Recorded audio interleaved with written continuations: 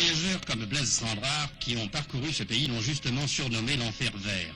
Pourtant, les 1000 dangers de la grande forêt amazonienne n'ont pas empêché des villes de naître.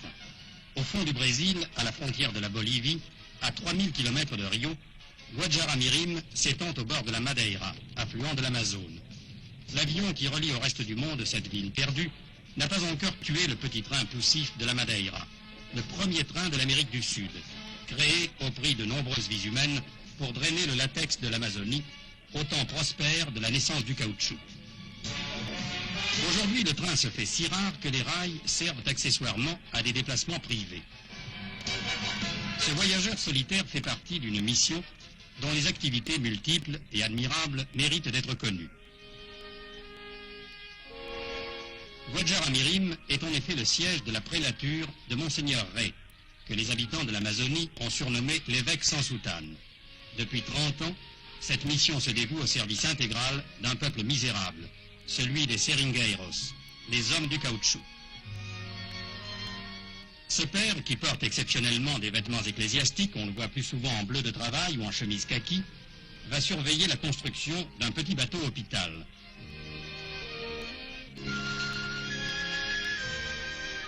Ce navire permettra aux missionnaires d'aller faire des tournées sanitaires tout au long de la Madeira, car leur œuvre religieuse se double d'une activité sociale qui occupe le plus clair de leur temps. Leur champ d'action est pratiquement illimité. Ils entreprennent souvent de véritables expéditions dans la forêt vierge pour aller visiter une poignée de cultivateurs indiens ou métis que leur isolement rend particulièrement vulnérables aux bêtes sauvages, aux maladies, à la famine.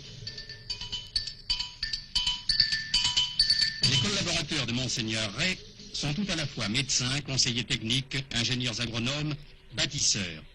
Grâce à eux, des villages décents naissent au cœur de l'enfer vert.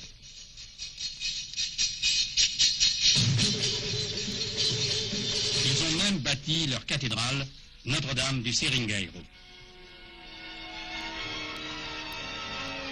Guajará-Mirim, la petite capitale de l'espérance, miracle né de la volonté d'un Français inconnu, prépare aussi l'avenir. Dans sa vaste école, 800 enfants de Seringueiros reçoivent enfin cette instruction sans laquelle nul progrès humain n'est possible. Peut-être parmi ces jeunes intelligences ouvertes aux problèmes du monde, s'en trouvera-t-il 2 ou 3 qui mèneront à bien cette tâche irréalisable pour un pouvoir lointain, améliorer les conditions de vie si précaires de l'Amazonie, faire de l'enfer vert, sinon un paradis, du moins une terre moins hostile.